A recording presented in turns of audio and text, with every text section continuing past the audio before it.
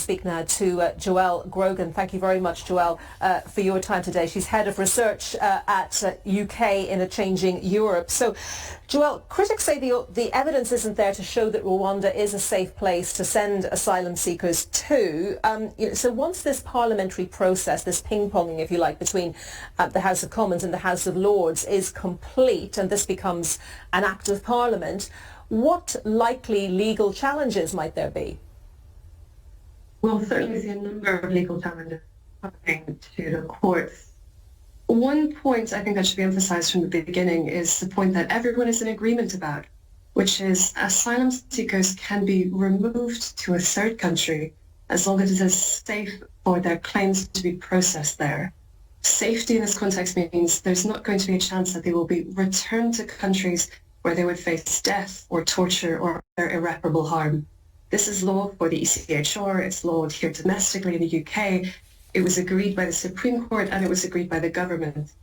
The central contention or disagreement between now the Lords and the Commons is whether or not safety is a matter of fact on evidence or whether or not it's a statement of law. So when this is, and this is very likely to become law very soon, we'll see a lot of challenges on that basis. So we'll see challenges that could go to whether or not asylum seekers can fit within the very, very, very narrow exception within the bill of being almost individually targeted by the Rwandan government, and that's why they can't be removed, or more broader constitutional challenges that by making the safety of Rwanda a statement of law, that's fundamentally changing that separation of powers between the courts and the parliament. The other challenge we're very likely to see is yet again going to the Strasbourg Court, so going to the European Court of Human Rights, where if the Strasbourg Court think that on the evidence, there's a very high risk that people removed to Rwanda will be returned to countries where they again could face irreparable harm like death or torture, that they could again issue another Rule 39 order or an interim measure stopping flights.